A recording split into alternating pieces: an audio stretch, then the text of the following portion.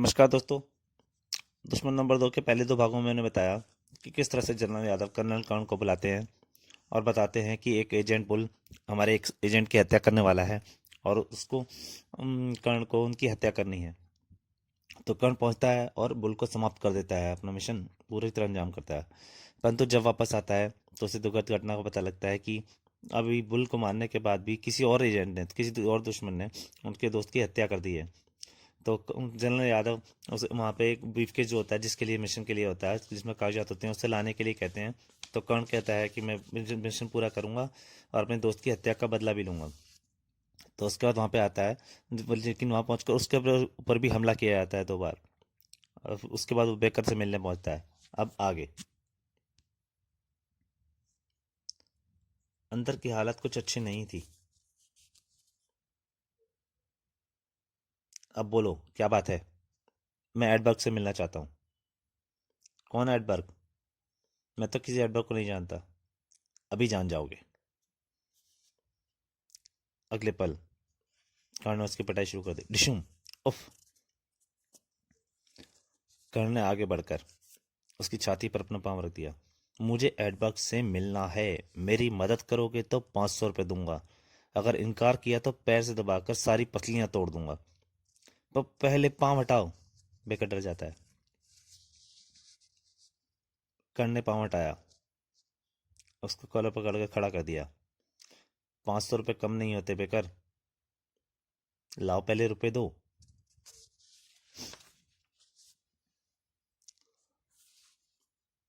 रुपए लेकर उसने जेब में रखे। अपना पता छोड़ जाओ। सुबह मैं तुम्हें बता दूंगा कि एडबर्ग कहाँ मिल सकता है। कोई चालाकी नहीं करना वरना पछताओगे। और उसे पता बताकर कर्ण वापस आ गया था। सुबह 10 बजे बेकर का फोन आ गया। अपने होटल से निकलकर इसी वक्त समुद्र तट की ओर रवाना हो जाओ।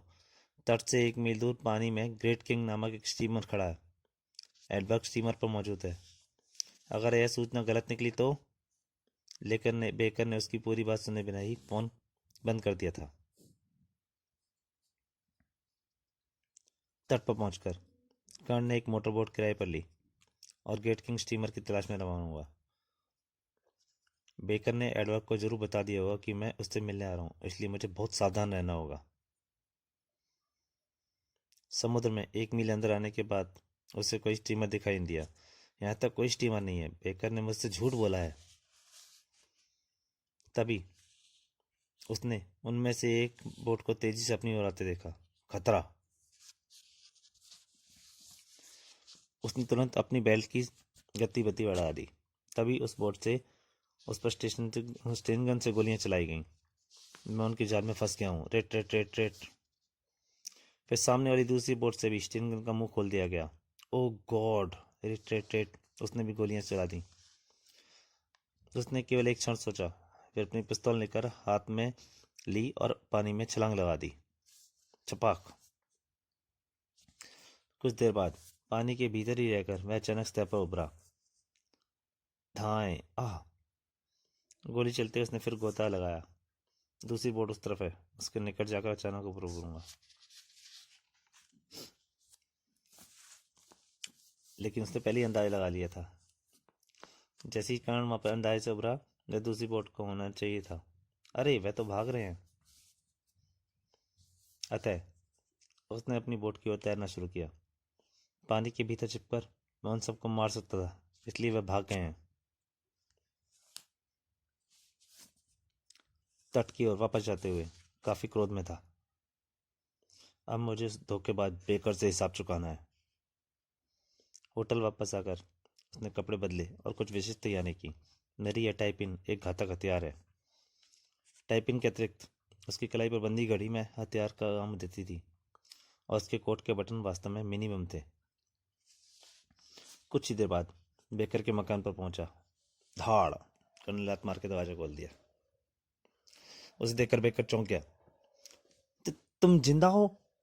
"हाँ, मुझे मरवाने के लिए तुमने जो साजिश की थी वह विफल हो गई है बेकर। अब तुम अपनी खैर बनाओ।" अगले पल ढिशुम! आहा! कर्ण ने उसकी पिटाई शुरू कर दी।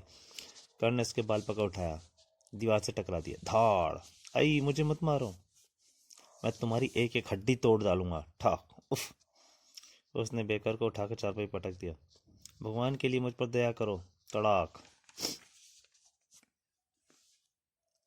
इस बार मुझे एडबर्ग का वही पता चाहिए, अभी और इसी वक्त। बोलो, बताओगे? सही पता चाहिए। पहले पाँव हटाओ। पता बताओ। मैं अपने फार्म हाउस पर मिलेगा।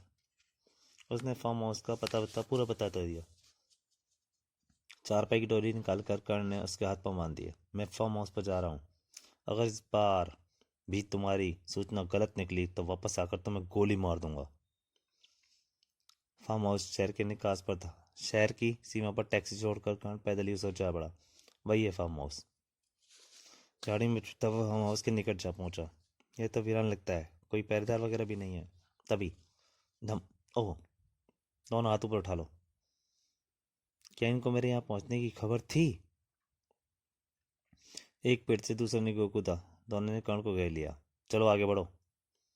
इनका कहना मानना ही ठीक होगा। उसे फार्म हाउस भीतर लाया गया, जहाँ एक कमरे में एडवर्ड मौजूद था। आइए आइए कर्नल कर्ण दी ग्रेट, मैं आपका ही प्रतीक्षा कर रहा था। By the way, I am Edward. तुम कैसे जानते कि मैं यहाँ आ रहा हूँ? सीधी सी बात है, मेरा एक आदमी बेकर की निगरानी कर रहा था। बेकर से यहाँ का पता पूछने के बाद तुम उसे बांध कर डाला है। मेरे आदमी ने उसे आज़ाद कर दिया और उससे मालूम कर लिया कि तुम कहाँ गए हो। तुम 2 बार मेरी जान लेने की कोशिश कर चुके हो एडबर्ग, जबकि मैं तुमसे शराफत से साथ मिलना चाहता था। शराफत मेरे पैसे में शामिल नहीं है कर्नल। बहरहाल तुम्हारी तलाशी ले ली जाए, उसके बाद बात होगी।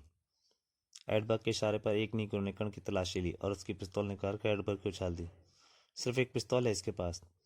दोबारा तलाशी लो कर्नल, बहुत ऊंची चीज़ है। इस बार नीग्रो का हाथ कर्नल की छुपे हुए खंजर पर पड़ गया। ओह, खंजर! मैंने कहा था ना, कर्नल खतरनाक चीज़ है। खैर, अब तुम मुझे बताओ मिस्टर कर्ण, तुम मुझसे क्यों मिलना चाहते थे? मुझे एक ब्रीफकेस की तलाश है एडबर्ग, और मुझे शक है कि मेरे एक साथी की हत्या में तुम्हारा ही हाथ है, और वह ब्रीफकेस भी तुम्हारे पास है। तुम्हारा शक बिल्कुल ठीक है कर्नल। यह है वह ब्रीफकेस, और इसका महत्व भी मैं अच्छी तरह समझता हूँ।